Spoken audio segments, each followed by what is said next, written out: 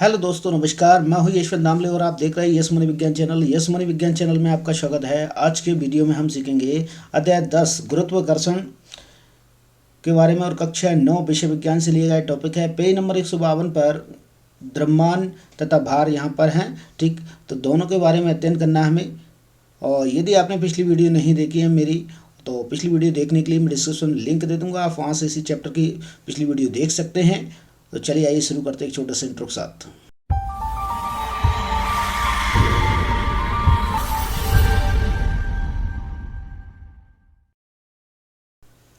Welcome back दोस्तों। यहाँ हम देखेंगे द्रव्यमान तथा भार। द्रव्यमान तथा भार के बारे में आप जाने हैं तो यहाँ एक दो मैंने यहाँ पर देखेंगे आप, एक चंद्रमा यहाँ पर मैंने लिया है, ठीक है, और यहाँ पर पृथ्वी का सिंबल यहाँ पर लिया गया है। दोनों चंद्रमा और पृथ्वी के सिंबल लिए गए हैं। दो अलग अलग यहाँ पर आपको खगोलीय पिंड आपके सामने हैं और इन पे द्रव्यमान तथा भार के बारे में चर्चा करूंगा, इन पर किसी वस्तु की। तो द्रव्यमान भार किसी वस्तु का भी द्रव्यमान तथा भार के बारे में यदि हम चर्चा करते हैं तो सबसे पहले मुख्य बात आती है, कोई भी द्रव्यमान यदि होता है तो किसी वस्तु की जड़त्व का माप होता है द्रव्यमान। ये आप पिछली वीडियो में जान चुके हैं। यदि नहीं देखा है जड़त्व और द्रव्यमान के बारे में तो मैं आपको उसका लिंक डिस्क्रिप्शन में उपलब्ध करा दूंगा, आप वहाँ से भी उसे देख सकते हैं। तो द्रव्यमान की बात करेंगे तो द्रव्यमान वास्तव में किसी वस्तु की जड़त्व की माप होता है, अर्थात जड़त्व का मान जितना अधिक होता है उतना ही उसमें ज़्यादा द्रव्यमान होता है। और द्रव्यमान को यदि हम कहीं भी किसी वस्तु का द्रव्यमान यदि मापना है तो उसे कहीं भी स्पेस में भी ले जाएं या एक स्थान से दूसरे स्थान पर ले जाएं और इसका द्रव्यमान हम फाइंड आउट करना चाहते हैं, जैसे कि हम इसका द्रव्यमान मापना चाहते हैं। द्रव्यमान मापने के लिए आप इसे चाहे तो चंद्रमा पर रखें या फिर इसे आप रख दें यहाँ पृथ्वी पर रखें, इसका द्रव्यमान में किसी प्रकार का कोई परिवर्तन होने वाला नहीं है, अर्थात इसका द्रव्यमान बदलने वाला नहीं है, क्योंकि द्रव्यमान जो होता है वो एक समान है। द्रव्यमान में कोई किसी प्रकार का परिवर्तन नहीं होगा, ये आपको ध्यान रखना है। द्रव्यमान वस्तु का वही रहेगा क्योंकि द्रव्यमान वस्तु के जड़त्व की माप को बताता है और द्रव्यमान में किसी प्रकार का कोई परिवर्तन होने वाला नहीं है। चाहे वस्तु को एक स्थान से दूसरे स्थान तक लेकर उसका माप द्रव्यमान लिया जाए, चाहे आप भूमि से आकाश में ले जाएं और पृथ्वी के बाद आप उसे चंद्रमा पर रखकर वहाँ पे मंगल ग्रह पर, तो उसका जो द्रव्यमान है, द्रव्यमान तो उसका निश्चित रहेगा, द्रव्यमान परिवर्तित होने वाला नहीं है। अब बात करते हैं वस्तु के भार की। भार के विषय में चर्चा करना चाहेंगे। वस्तु का भार क्या है? वस्तु का भार वह होता है जो वस्तु का भार क्या है? तो वस्तु का भार क्या है? वास्तव में वस्तु का भार वह बल होता है एक प्रकार का, जितने बल से पृथ्वी उसे आकर्षित कर रही है या जिस ग्रह पर वो है, जिस उपग्रह पर है, उसका ग्रेविटेशन फोर्स क्या है, वो उतने कितने बल से उसे आकर्षित कर रहा है, वह भार उसका बल कहलाता है। या पृथ्वी कितने बल से उसे आकर्षित कर रही है, वह उसका जो भार है वही उसका बल कहलाएगा। भार वास्तव में क्या है? एक प्रकार का सदिश राशि जिसमें परिमाण और दिशा दोनों होते हैं और ये वास्तव में स्थान बदलने पर परिवर्तित हो सकता है। वो कोई निश्चित स्थान है और निश्चित स्थान ये तो वहाँ पर तो उसका मान परिवर्तित नहीं हो सकता, लेकिन पृथ्वी पर भी उसके स्थान के मान में परिवर्तन आ सकता है। जैसे विषुवतीय रेखा और ध्रुवों पर जाएं तो उसके मान में परिवर्तन संभव है, भार के मान में परिवर्तन संभव है। यदि हम बात करें विषुवतीय रेखा और इनके यहाँ पर हम ध्रुवों के बारे में चर्चा करें, जैसे हम बात कर लें कि यहाँ विषुवत रेखा या भूमध्य रेखा यहाँ बात कर रहे हैं तो यहाँ पर इसका द्रव्यमान रखकर नापेंगे तो ये अलग भार नापेंगे तो ये अलग होगा, या ध्रुवों पर इसके भार का मान अलग होगा, तो भार में अंतर आ जाता है, ठीक ना। लेकिन द्रव्यमान में किसी प्रकार का कोई भी चेंज नहीं आएगा क्योंकि द्रव्यमान होता है वो जड़त्व की माप है, यहाँ पर हम देखेंगे। लेकिन भार के बारे में बात कर रहे हैं तो भार, जैसे हम बात करें किसी पिंड का भार चंद्रमा पर अलग होगा और पृथ्वी पर अलग होगा, तो ऐसा क्यों होता है, तो इसके बारे में हमें जानना है। तो चलिए हम जान लेते हैं क्यों ऐसा हो सकता है। चलिए, उससे पहले मैं एक बात और आपको क्लियर करना चाहूँगा। जो द्रव्यमान होगा, द्रव्यमान को आप देखेंगे तो द्रव्यमान को मापा जाता है किलोग्राम में और भार को मापा जाएगा न्यूटन में, ठीक ना। तो द्रव्यमान की इकाई जो रहेगी किलोग्राम में मापा जाएगा और भार को मापा जाएगा न्यूटन में, भार को न्यूटन में मापा जाएगा। भार का मान आपको पता है कि भार एक सदिश राशि है जबकि द्रव्यमान एक सदिश राशि नहीं होगी। भार में आपको दिशा परिमाण दोनों होंगे, यहाँ पर इसमें आपको दोनों नहीं मिलेंगे, ठीक है। परिमाण आपको मिल सकता है, दिशा नहीं मिलेगी, ठीक, ये आप कह सकते हैं। तो ये दोनों में मुख्य रूप से अंतर भी है और ये लिखने के लिए परीक्षा में आता है, बहुत ही मोस्ट क्वेश्चन के रूप में चलता है। आप इसे पोस्ट क्वेश्चन के रूप में तैयार कर सकते हैं। एग्जाम में ये हमेशा पूछा जाता है। तो आप इसी का यहाँ देख पाएंगे आपको 10.4.1 किसी वस्तु का चंद्रमा पर भार यहाँ पर लिखा गया है। तो पृथ्वी पर किसी वस्तु का भार वह बल है जिससे पृथ्वी उस वस्तु को अपनी ओर आकर्षित करती है। मतलब पृथ्वी इस वस्तु को कितने बल से आकर्षित कर रही है। पृथ्वी उस वस्तु को अपनी ओर आकर्षित करती है, ठीक ना। वह बल है वस्तु का भार। वस्तु का भार वही होगा जिस बल से पृथ्वी उसे अपनी ओर आकर्षित करती है, ये यहाँ पर बताया गया। इसी प्रकार चंद्रमा पर किसी वस्तु का भार वह बल है जिससे चंद्रमा उस वस्तु को आकर्षित करता है। अर्थात मान लें कि यही वस्तु जैसे हम यहाँ पर लेकर चल रहे हैं और ये वस्तु यहाँ पर भी मौजूद है और यहाँ देखते हैं कि कितने बल से चंद्रमा इस वस्तु को अपनी ओर आकर्षित करता है, वही इसका भार कहलाएगा। सेम वही इसका भार कहलाएगा जिसे हम बात कर रहे हैं। तो और ये कितने बल से उसे आकर्षित करता है, वही बल वास्तव में वस्तु का भार कहलाएगा, यहाँ पर हम कह सकते हैं। तो आपको यही समझना है यहाँ पर कि जितने बल से पृथ्वी वस्तु को आकर्षित करेगी वस्तु का भार उतना ही होगा, और जितने बल से चंद्रमा वस्तु को आकर्षित करेगा उसका भार उतना ही होगा। दोनों के द्रव्यमान में काफ़ी डिफरेंस है, ये भी आपको देखने को मिलेगा। चंद्रमा का द्रव्यमान पृथ्वी की अपेक्षा कैसा है, कम है। चंद्रमा का द्रव्यमान पृथ्वी की अपेक्षा कम है। यहाँ से आप देख सकते हैं, यहाँ लिखा गया है चंद्रमा का द्रव्यमान पृथ्वी की अपेक्षा कम है। तो चंद्रमा का द्रव्यमान कितना है, चंद्रमा का द्रव्यमान यहाँ आप देख पाएंगे 7.36 गुणा 10⁻22, ये चंद्रमा का द्रव्यमान है। और यहाँ देखेंगे आप तो पृथ्वी का द्रव्यमान कितना है, पृथ्वी का द्रव्यमान इसकी अपेक्षा अधिक है, जो कि यहाँ पर आपको मिलेगा 5.98 गुणा 10⁻24 यहाँ पर है। अर्थात इसे हम समथिंग अबाउट लिख सकते हैं 6 गुणा 10⁻24 करके लिखते हैं, जी यहाँ पर मिल जाएगा। ठीक, तो इस प्रकार से दोनों में अंतर है, डिफरेंस है। देखिए तो चंद्रमा का द्रव्यमान पृथ्वी की अपेक्षा कम, इस कारण चंद्रमा वस्तुओं पर कम आकर्षण बल लगाता है, वस्तु चाहे सेम आकार की हो यही। अब दोनों की कैलकुलेशन या हम इन दोनों पर भार की गणना कर लेते हैं, किस प्रकार से इनकी गणना होना है। यहाँ देखेंगे सबसे पहले मैं दोनों की गणनाओं के बारे में बात करूंगा। तो यहाँ एक साइड में लूँगा चंद्रमा, ठीक है, और दूसरी साइड लेंगे हम पृथ्वी। दोनों की गणना यहाँ पर चलेगी। तो सबसे पहली बात है चंद्रमा का द्रव्यमान, आप मान लीजिए चंद्रमा का द्रव्यमान है कैपिटल एम, इसे हम देखेंगे, और पृथ्वी का द्रव्यमान मान के चलते हैं कैपिटल एम, और इसकी त्रिज्या जो रहेगी वो आर एम रहेगी। इसकी त्रिज्या मान लेंगे आर ई रहेगी अगर मानना चाहें तो, और त्रिज्या के बाद फिर इसका जो द्रव्यमान हो गया, ठीक, त्रिज्या हो गई। यहाँ पर दोनों चीज़ हमने देख ली हैं, और द्रव्यमान यहाँ पर होता कितना है वो हम यहाँ पर लिख देते हैं, द्रव्यमान की संख्या, और चंद्रमा का द्रव्यमान कितना होता है वो यहाँ पर लिखेंगे, और यहाँ पर त्रिज्या कितनी होती है पृथ्वी की वो यहाँ लिखेंगे, और चंद्रमा की त्रिज्या कितनी होती है वो यहाँ लिखेंगे।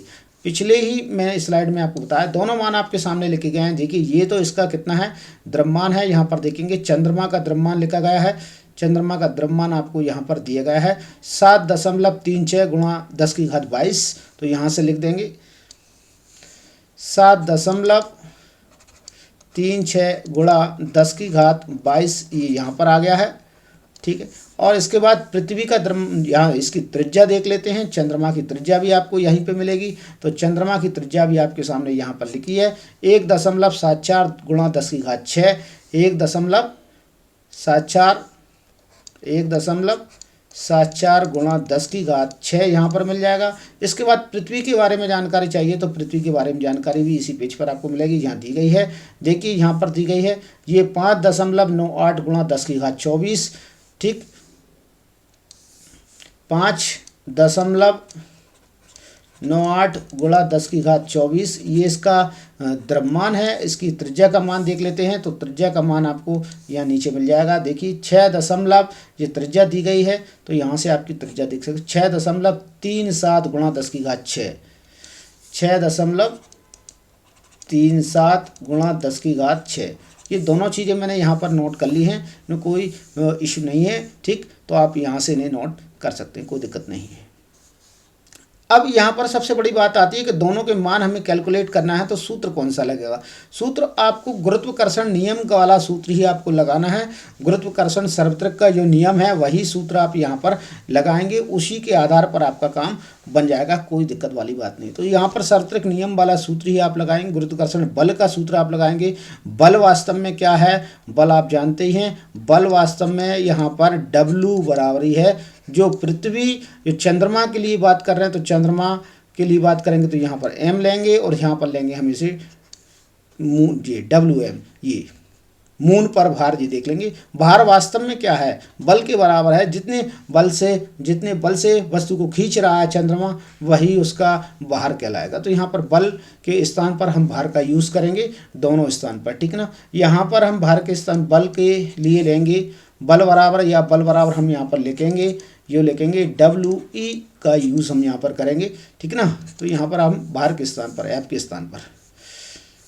के स्थान पर WE यूज़ करेंगे, जहाँ F के स्थान पर WM यूज़ करेंगे। सवाल सूत्र वही रहेंगे, कोई चेंज होने वाले नहीं था। तो इसके स्थान पर हम लिखेंगे WM बराबर G, ठीक, और कैपिटल M स्मॉल m, और यहाँ पर लिख देंगे हम इसे, क्या लिखेंगे साथ साथ में RM, और इसका हमें करना है स्क्वायर, ठीक ना। RM का हम क्या कर देंगे, स्क्वायर कर देंगे यहाँ से। और यहाँ पर एक और गुणा, कोई पदार्थ, कोई अगर द्रव्यमान रखा है इसके ऊपर तो वो स्मॉल m अलग से आ जाएगा। कोई भी द्रव्यमान रखा है, कोई वस्तु रखी तो वो अलग से आ जाएगी, ठीक है। यहाँ भी सेम इसी प्रकार से आपको WE लेना है, ठीक है। WE बराबर, और ये G आएगा ही, ठीक, गुरुत्वाकर्षण नियतांक है ये तो। और कैपिटल MM की जगह हम लेना है कैपिटल M, और इंटू में लेना है स्मॉल m यदि कोई वस्तु रखी है तो। और RE यहाँ पर ले रहे हैं तो RE, और यहाँ पर हम ये लगा देंगे, इसे स्क्वायर लगा देंगे। अर्थ के लिए मैंने E लिखा है, यहाँ पर कोई अलग से नहीं लिखी है बात। यहाँ देखिए अब इसके मायने क्या होंगे, यहाँ हम देख लेते हैं। तो WM ये मान हमें यहाँ पर रखना है। G का मान कितना होता है वो आपको यहाँ पर ध्यान रखना है, तो G का मान यहाँ पर नोटिस करना है। तो G का मान सबके लिए, दोनों के लिए एक समान ही है, गुरुत्वाकर्षण नियतांक है, इसलिए G का मान हम यहाँ पर एक जैसा ही रखेंगे, यहाँ भी और यहाँ भी, दोनों में एक जैसा रखेंगे। तो G का मान आपके लिए मिलेगा 6.7 गुणा 10⁻11, वो भी माइनस में, ठीक है। इकाई आप लिखना चाहें तो लिख सकते हैं न्यूटन मीटर स्क्वायर प्रति किलोग्राम स्क्वायर। यहाँ से आप इसकी क्या भी लिख सकते हैं, लिखना चाहें तो, ठीक। तो यहाँ पर मान हम ये लिखेंगे। सबसे पहले देखिए 6.7 गुणा 10⁻11 इंटू m का मान कितना दिया गया है, यहाँ लिख देंगे, इंटू m का मान 7.36 यहाँ लिखेंगे, गुणा 10⁻22 यहाँ पर दी गई है। तो r का जो मान है यहाँ पर लिखेंगे 1.74 गुणा 10⁻6 यहाँ पर लिखेंगे। इसी प्रकार से WE के लिए भी आपको ये मान नोटिस करना है, तो WE के लिए भी ये मान आप नोटिस करके लिख सकते हैं 6.7 गुणा 10⁻11 कैपिटल M का मान आप लिखेंगे तो यहाँ से लिख सकते हैं, ठीक है, 5.98 गुणा 10⁻24 यहाँ पर लिखेंगे। और पीछे यदि m है तो आप m लिखा रहने दें गुणा में, कोई दिक्कत नहीं है, कोई अगर उसके ऊपर भार मौजूद है तो, ठीक। यहाँ पर RE का मान आप लिखेंगे, लेकिन इसे आपको कोष्टक में बंद करके 2 का गुणा लगाना ना, स्क्वायर करना ना भूलें। तो यहाँ पर भी लिख देंगे हम सेम 6.37 गुणा 10⁻6 लिखेंगे, और 2 से हम इसे स्क्वायर लगा देंगे, ठीक है, 2 का स्क्वायर लगा देंगे। अब दोनों समीकरण को कैलकुलेट करते हैं, गणना कर लेते हैं। दोनों समीकरण की गणना करने पर हमें कितना आंसर यहाँ पर प्राप्त होता है, यहाँ देखेंगे हम। ये हमारे पास दोनों में सेम राशि है, गुरुत्वाकर्षण नियतांक G वाली। तो इस गुरुत्वाकर्षण नियतांक G वाली राशि को हम गुरुत्वाकर्षण नियतांक में ही बना रहने दें, इन्हें हम संख्या में भाग देने की जरूरत नहीं पड़ेगी, क्योंकि सेम है, ये सेम कट जाएंगे या भाग देंगे जब, ठीक, WM में WE का भाग लगाएंगे तब ये संख्या कट जाएगी। तो इसे ऐसा ही लेकर रहने दें, कोई दिक्कत नहीं है। अब हमें नीचे की संख्या का गुणा करना है केवल, और यहाँ पर देखिए 2 से इसमें इसको लगा है, तो इसे हम किस प्रकार से लिखेंगे और इसे किस प्रकार से लिखेंगे। तो यहाँ पर तो हम ये सीधे सीधे ही यहाँ पर जी ऐसा ही लिखे रहने दें। जी लिखता हूँ मैं इनके स्थान पर 6.7 गुणा 10 की घात -11 के स्थान पर गुणा, ठीक। और यहाँ लिख देता हूँ 7.36, ठीक, ये लिखा मैंने। और यहाँ पर गुणा लगाया मैंने 10 की घात 22, और यहाँ पर लिखा है m, लिख दिया, कोई दिक्कत नहीं है। अब इसके बाद इसको मुझे 2 बार लिखना है, तो 2 बार लिखूँगा, तो 1.74 गुणा 1.74 गुणा 6 दूनी कितना हो जाएगा 12, तो 10 की घात हो जाएगी 12, ठीक। इस प्रकार से यहाँ ध्यान देंगे। इसी प्रकार से आपको इसके भी सामने ऐसे ही लिखना है, डब्ल्यू में भी, ठीक है। तो ये आ जाएगा इसके स्थान पर, तो ये तो नियंत्रांक आ जाएगा, जी के स्थान पर नियंत्रांक वापस रख देंगे, और ये आ जाएगा 5.98 गुणा 10 की घात लगाएंगे 24, ये आपके सामने रहेगा, इंटू m रहेगा, ठीक। और बटे में आपको संख्या लिखना है, तो 2 बार लिखना पड़ेगी, तो 2 बार हमने लिखेंगे 6.37 गुणा 6.37 गुणा 6 दूनी 12, ये आ जाएगी घात। तो इस प्रकार से आप इसे लिख लीजिए। अब इन दोनों का गुणा कर लीजिए और इन दोनों का गुणा कर लीजिए, संख्या नीचे आपके सामने होगी। नेक्स्ट स्लाइड पर चलते हैं।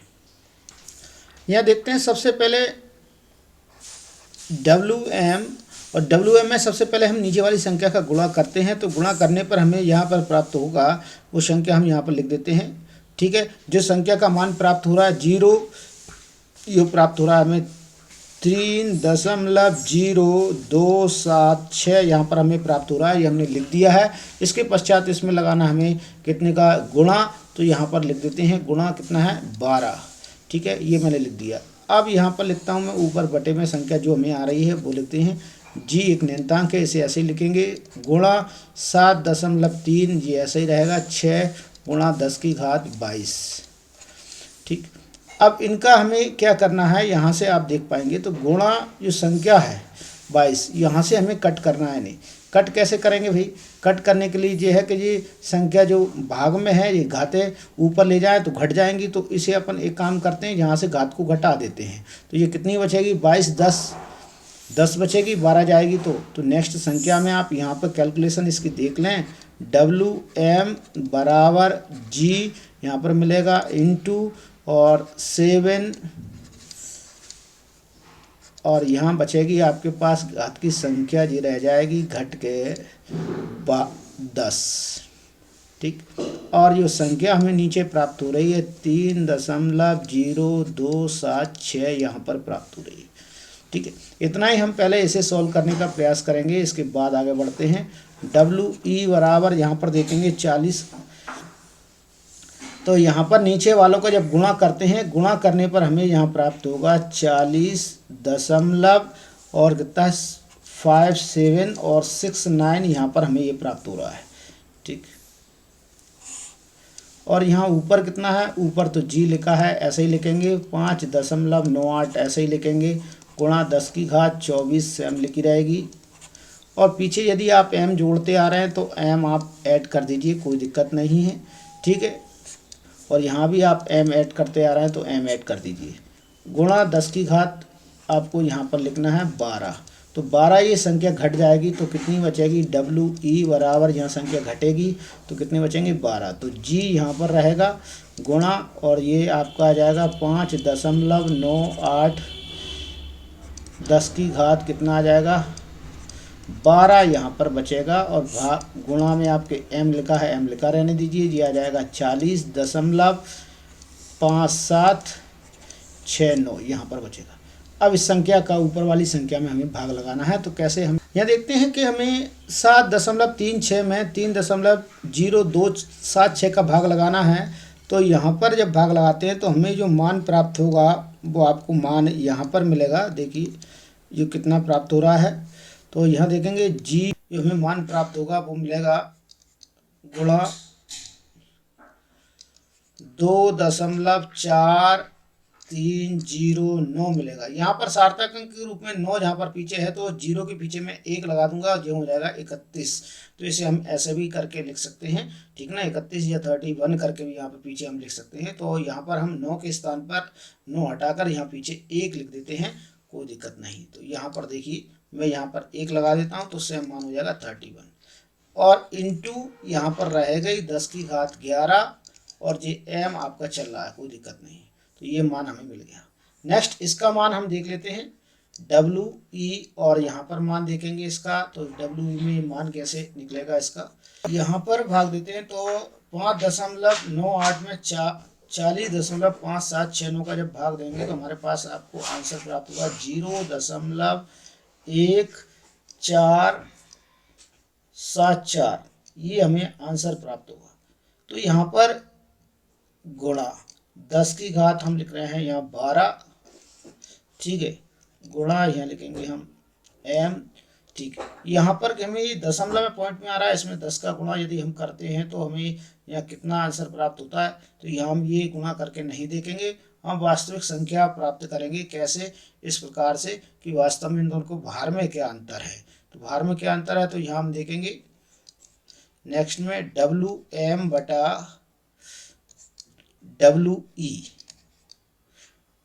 ये मान हम यहाँ लिखेंगे। तो यहाँ लिखेंगे WM का मान 2.431 गुणा 10 की घात 10, ठीक, और m लिखते आ रहे हैं तो m लिखेंगे, और यहाँ पर G, इसका WE का मान रखेंगे इंटू 0.1474 यहाँ पर लिखेंगे इंटू 10 की घात 12 इंटू m यहाँ पर लिखेंगे। देखिए ये तो कट जाएंगे यहाँ से, कोई दिक्कत नहीं है।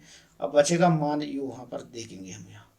तो मान यहाँ पर बच रहा है हमारे पास 2.431 बटे में यहाँ रह जाएगा 0.1474, और घाते भी घट जाएंगी। घाते घट के कितनी बचेंगी, ये घटेंगे और यहाँ पर बच जाएंगी 2 नीचे। तो गुणा में हमारे पास 2 बचेंगी, अर्थात ये 100 बचेगा, ठीक है। तो इस प्रकार से मान ये हमारे पास इतना आ जाएगा। अब इसे हम यहाँ सॉल्व कैसे करेंगे देख लेते हैं। यहाँ देखिए, इसमें यदि हम 100 का गुणा करते हैं तो हमें जो आंसर प्राप्त होगा वो कितना होगा, यहाँ 14.74 यहाँ पर प्राप्त होगा, 74 जिसे हम कहेंगे। तो यहाँ पर नेक्स्ट स्टेज में देख पाएंगे हम 2.431 और भागत में यहाँ पर आएगा हमारे पास 14.74 यहाँ पर आ जाएगा। इसके बाद इसमें हम जैसे ही भाग लगाएंगे तो नेक्स्ट संख्या हमें जो प्राप्त होगी, जो संख्या हमें प्राप्त हो रही है वो होगी लगभग 0.1649। तो यहाँ पर ये संख्या प्राप्त हो रही है। इस संख्या को हम लगभग समथिंग में इसे लिख सकते हैं। तो लगभग में हम इसे लिखना चाहें तो ये संख्या आती है 1/6। तो हम इसे इस प्रकार से बोल सकते हैं, यहाँ पर जो एक संख्या जो हमें प्राप्त हो रही है ये क्या है, वस्तु का भार है चंद्रमा पर, वस्तु का भार किस पर है जी, चंद्रमा पर। और यहाँ लिखेंगे वस्तु का भार है किस पर है जी वस्तु का भार है पृथ्वी पर। वस्तु का भार ये हो जाएगा पृथ्वी पर। तो दोनों ही मान क्लियर हो गए हैं, ठीक है। तो चंद्रमा पर मतलब 6 गुना कम होगा और पृथ्वी पर उसका 6 गुना ज़्यादा भार होगा। तो ये हम यहाँ पर क्लियर कह पाएंगे, लेकिन यहाँ पर हमें ये बात क्लियर हो जाएगी, ठीक। तो इस प्रकार से हम यहाँ से वस्तु का भार और चंद्रमा का भार कैलकुलेट कर सकते हैं इसी के द्वारा, ठीक। तो आज के वीडियो में इतना ही। हर बार की तरह कहना चाहेंगे, यदि आप हमारे चैनल पर हैं और अभी तक आपने यदि चैनल को सब्सक्राइब नहीं किया तो प्लीज़ चैनल को सब्सक्राइब कीजिएगा और बेल आइकन को प्रेस करना ना भूलें। बेल आइकन जैसे ही आप प्रेस करेंगे वीडियो अपलोड हो तो इसका नोटिफिकेशन आप तक पहुंच जाएगा। वीडियो अच्छा लगता है तो लाइक जरूर कीजिए, दोस्तों के साथ में शेयर कीजिएगा, चैनल से जुड़ा रहेगा ताकि आपको इसी विषय के कंटेंट आगे तक वीडियो पूरे मिलते रहे। और यदि आपने पिछली वीडियो नहीं देखे हैं तो आज आप कमेंट सेक्शन में लिखिएगा, मैं आपको अलग से भी उपलब्ध कराने की कोशिश करूँगा। वैसे आपको YouTube चैनल पर जाकर प्ले लिस्ट में जाकर उसकी वो चैप्टर वाइज वीडियो मिल जाएगी, आप वहाँ से भी उन्हें देख सकते हैं।